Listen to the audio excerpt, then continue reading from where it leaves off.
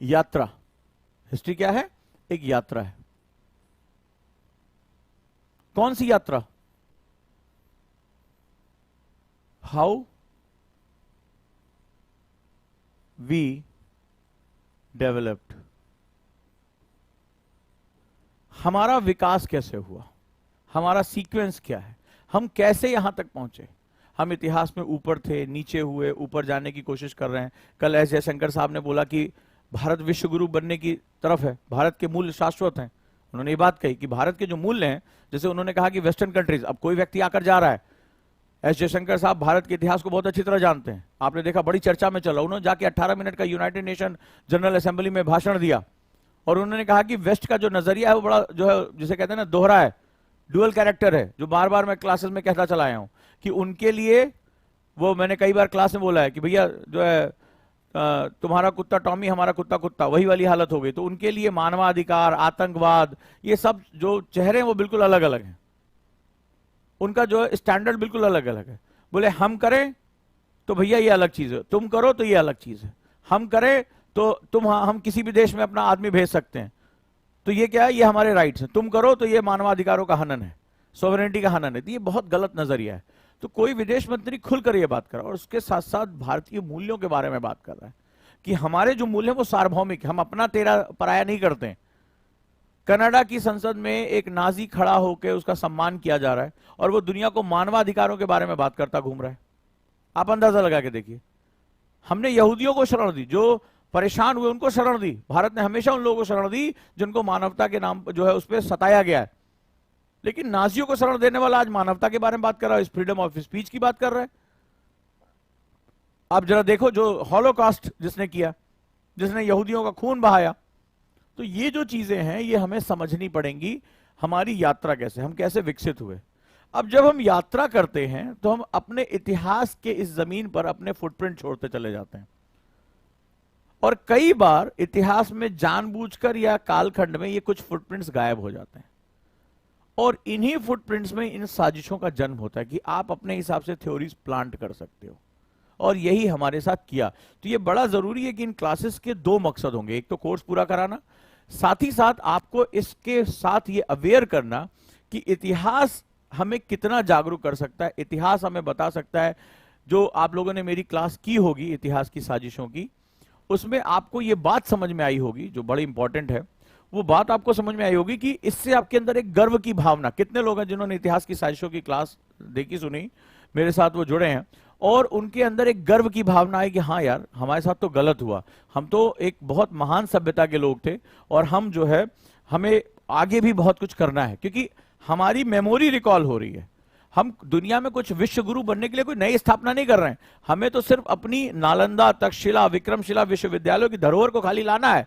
हम विश्व गुरु बनने के हमेशा योग्य थे, हमारे नाम में ही भारत है, हमारे नाम में ही भारत है। हमें तो ये पता ही नहीं कि हम कौन है। भ धन रा धन त भारत, यानी भ संस्कृत शब्द यानी ज्ञान का प्रकाश, र दूर दूर तक फैलाने वाला जो देश है, इति वो क्या कहलाएगा, भारत, यानी पूरे विश्व में ज्ञान के प्रकाश को दूर दूर तक फैलाने वाला, पूरे विश्व में ज्ञान के प्रकाश को दूर दूर तक फैलाने वाला देश भारत है। यानी हमारे नाम में ही ज्ञान हमारा कोर है और ज्ञान का प्रयोग मानवता की भलाई के लिए ही किया जाता है। यह पश्चिम है जहां ओपेनहाइमर ने परमाणु बम बनाकर एक देश निपटा दिया, हमने कभी इस तरह के प्रयोगों को करने की कोशिश नहीं की है। हमारे लिए ज्ञान बहुत महत्वपूर्ण, क्योंकि ज्ञान को अर्जित करने वाले लोगों का संशोधन करना, उनको प्योर करना हमारा परम लक्ष्य रहा है।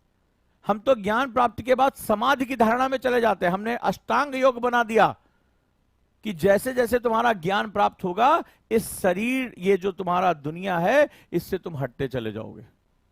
और कहां चले जाओगे? अंत में ध्यान कर दिया समाधि, हमारा अंतिम लक्ष्य समाधि, कि ये शरीर ही छोड़ दो, अब ईश्वर के साथ एकात्म हो जाओ। यानी हम जो है आध्यात्म की बहुत ऊंचाइयों पर बैठे हुए लोग रहे हैं। हम भौतिकवाद को शुरुआत की 2-3 सीढ़ियों तक ही रखते हैं। तो हमारा जो ज्ञान विज्ञान है बहुत ही ऊंचाइयों पर, बहुत ही सर्वश्रेष्ठ है, बहुत सर्वश्रेष्ठ है। क्लियर है? तो भ धन र धनता ये हमारे नाम में है, लेकिन हम नहीं जानते। हमें क्या बताया जाता है, एल बॉशम जैसे विद्वान लिखते हैं कि भाई भरत नाम का एक कबीला था, उस कबीला ट्राइब, कबीला छोटी सी जगह, और उस ट्राइब के जो राजा थे जो है उनके वंश, उस पे जो है नाम पे देश का नाम भारत पड़ा। क्या इलॉजिकल सी बात करते हो, इतना बड़ा भूभाग, यही तुम्हें पढ़ाया गया होगा, यही हमें भी पढ़ाया गया। तो भ यानी ज्ञान का प्रकाश, र दूर दूर तक देने वाला जो देश है वो भारत है, पूरे संसार में ज्ञान के प्रकाश को दूर दूर तक देने वाला देश। और हमारे जो तक्षशिला विश्वविद्यालय, जब पश्चिम के पास सभ्यता ढंग से आई भी नहीं थी, तब हमारे पास तक्षशिला विश्वविद्यालय था। कभी समय निकाल के पढ़ेंगे, हम उसके बारे में जानेंगे कि पूरी दुनिया के ज्ञान का केंद्र था। पूरी दुनिया के टीचर और स्टूडेंट यहां आते थे, बहुत टफ जो है यहां पे एंट्रेंस हुआ करता था, संसार की सबसे ज्यादा किताबें यहां हुआ करती थी। नालंदा तो बाद में आता है, सबसे पहले तो तक्षशिला विश्वविद्यालय था। और भारत में ऐसे, हमारे तो इतिहास से गायब कर दिया गया, 3 नाम केवल आप जानते हैं, चौथा नाम ही आपको नहीं पता होगा। भारत के हर गांव में गुरुकुल था। भारत में 15,000 से ज्यादा तक्षशिला नालंदा जैसे विश्वविद्यालय थे। हमें केवल 3 नाम याद है, इतिहास से वो सारे नाम गायब हो गए। 15,000 ज्यादा ऐसे यूनिवर्सिटी थी। सोचो, पूरी दुनिया का एजुकेशन हब थे हम, पूरी दुनिया का एजुकेशन हब थे हम, और पूरी दुनिया में इसके माध्यम से हम ज्ञान विज्ञान, और कभी नहीं कहते थे, वेस्टर्न तो कहता था हमारे रिलीजन की तुम खाली स्टडी करो। कॉन्वेंट स्कूल बनाया उन्होंने, कॉन्वेंट यानी जो धर्म की शिक्षा देने वाला केंद्र हुआ करता था, जिसका मालिक चर्च हुआ करता था।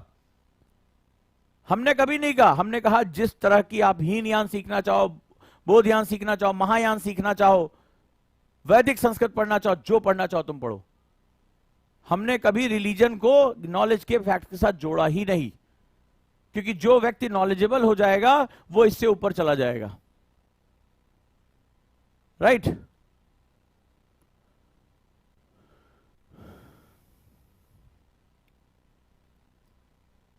मनीष ने लिखा, मुझे तो बताया गया कि राम के भाई भरत के नाम पर भारत नाम पड़ा, तो उससे पहले क्या नाम था इस देश का? क्योंकि जब हमारे यहां उपनयन संस्कार होते थे, तो जब भगवान श्री राम पढ़ने के लिए भी जा रहे हैं, संस्कारों के दौरान जब यज्ञ किया जाता है, तो वहां पर हम बात करते हैं भारतवर्षे भरतखंडे आर्यावर्ते, हम ये नाम लेते हैं, आर्यावर्त है, भरतखंड है, भारतवर्ष है, जम्बूद्वीपे, जम्बूद्वीपे भारतखंडे भारतवर्षे, तो हम ये नामों की चर्चा करते हैं। तो तुमने कैसे कह दिया कि उससे पहले भारत का नाम ही नहीं था? क्या बात कर रहे हो सर? भारत अक्षुण है, इसीलिए ये सनातन है, इसीलिए कॉन्टिन्यूअस है, क्योंकि हमारा कोर ही ज्ञान देना रहा है। तो ये सारी जो तुम्हें, जैसे कई लोग कह रहे हैं वो ट्राइब के नाम पे हुआ, भरत वंश पे फलाना ठिकाना, ये तुम्हें क्या बताया जा रहा है? ये हमें बताया जा रहा है कि तुम एक वैश्विक ताकत नहीं हो। तुम देखो, कबीले के नाम पे, फलाने राजा के भाई के नाम पे, अरे राजा के नाम पे देश का नाम होता है। तो ये सारी चीजें हमें जो बताई जा रही है, वो हमारा हिस्ट्री डिस्टॉर्ट करके हमें बताई जा रही है। जो नजरिया हमारे सामने प्रस्तुत किया जा रहा है वो शर्म का नजरिया है, गर्व का नजरिया नहीं है। तो ये बड़ा जरूरी है कि हम इस पर बात करें। तुम लोगों को खुद समझ में आ रहा होगा कि हमें क्या पढ़ाया जा रहा है, जबकि हमारा सही मतलब क्या है। अब तुम सोचो, तो सोच के तुम कैसे सकते हो कि जिस समय वो यहां पर कॉलोनी उन्होंने स्थापित की, उपनिवेश स्थापित किया, क्या वो हमें सही हिस्ट्री बता पाएंगे?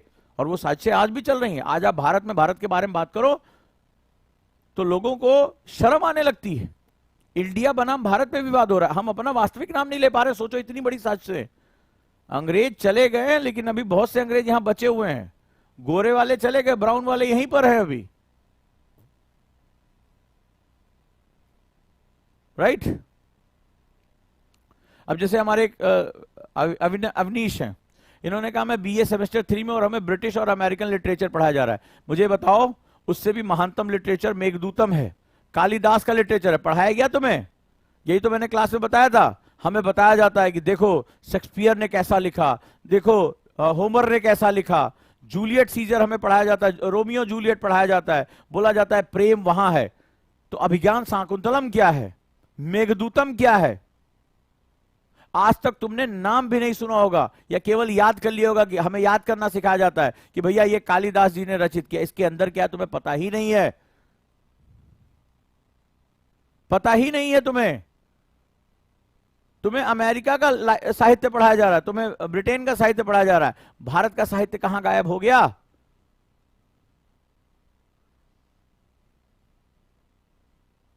ये स्टूडेंट ने लिखा, हमको बताया कि जंगल में शेर के साथ खेलते हुए भरत को देखकर भारत नाम पड़ा। कैसी कैसी कहानियां गढ़ी गई हैं। तुम्हें इसमें लॉजिक सा समझ में आ रहा है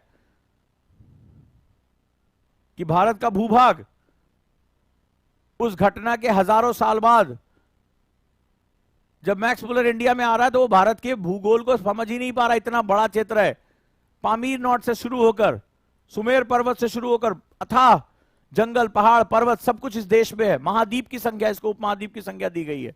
नहीं समझ में आया तो उसने, जानते हो भारत को क्या बोला? संस्कृत क्षेत्र। यानी उसको ज्योग्राफी ही नहीं समझ में आई, पगला गया देख के इतना बड़ा देश। यूरोप के देश कितने छोटे छोटे पिद्दी पिद्दी भर के हैं।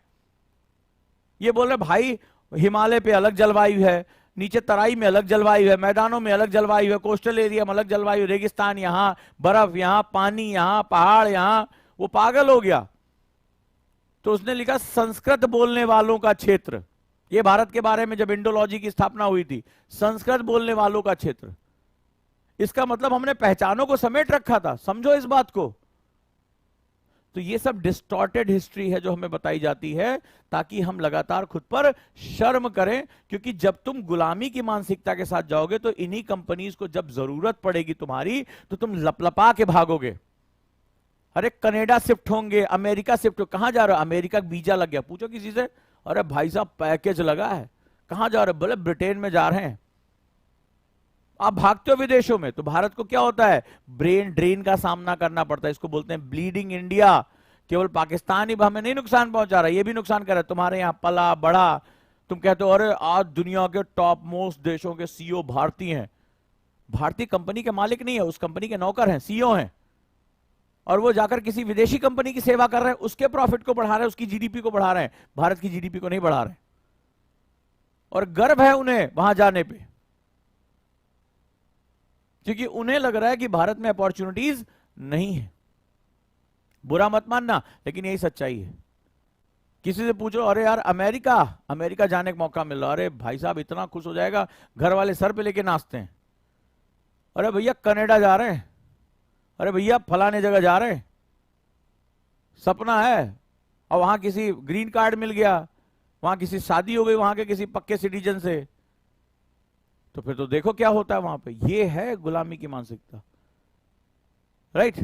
तो आपको ये समझ, इससे क्या होता है? ब्रेन ड्रेन होता है, प्रतिभा पलायन होता है। और उनको क्या होता है? ब्रेन गेन होता है। उन्हें पता है ये भारतीय टैलेंटेड हैं, लेकिन ये माइंडसेट उनका चेंज है।